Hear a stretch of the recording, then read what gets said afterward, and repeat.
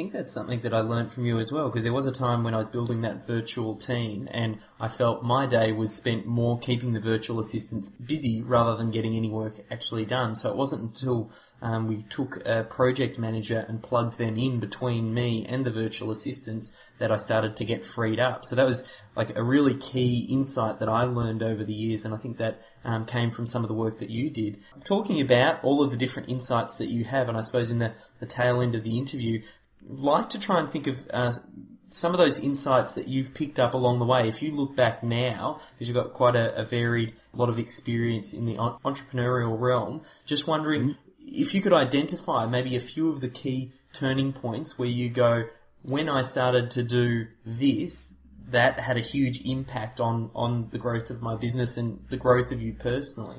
Sure. Okay. Well, the first thing I always tell people when they ask me for advice, it's not the first thing, but it's generally it's always in the beginning, depending on how long the conversation is, it might be the first thing, or if we're having a longer one, it's definitely still in the beginning.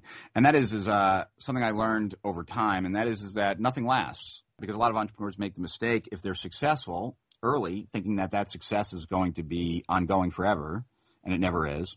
And if something is horrible, they can often get depressed thinking that it's going to be horrible forever. And as long as the person persists, it never is either. So it's the realization that if things are going really well, you should be very happy, but you should also know that it's probably not going to last forever. Very few businesses, last forever. And so there are people, there's cyclical natures, and people get hot for a while and then they're not hot and then they're hot again.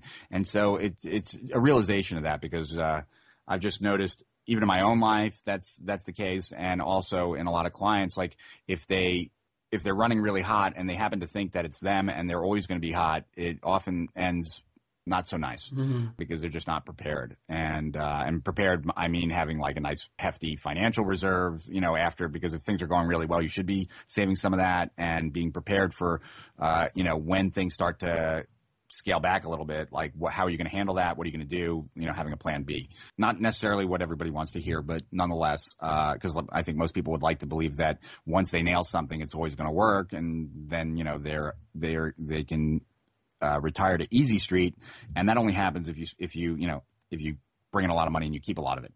That's kind of one of the big takeaways that I learned over time, because just through my own heartaches and also my winning streaks. So I'd say that's a big takeaway that I've learned. I think along those lines, when something does work, it's really understanding why it worked so that you can ultimately replicate your success. And when something doesn't work, really trying to analyze why it didn't work and see if any of that insight can really be transferred over.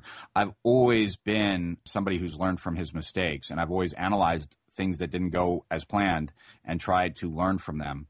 It took me longer to realize that I needed to do the same thing for my successes. The first report I ever wrote, the Internet Business Manifesto, brought back I think about, about 3.5 million or something like that. And I wrote successive reports from that point forward. But the final chapter didn't make 3.5. I think it did 2 million. And the Attention Age Doctrine 1 only did about 2 million, which, I know sounds like a lot of money to a lot of people, and it is a lot of money. But when when your first one does 3.5, you feel a little bit like, a rock star whose very first song went triple platinum and now is trying to replicate their success.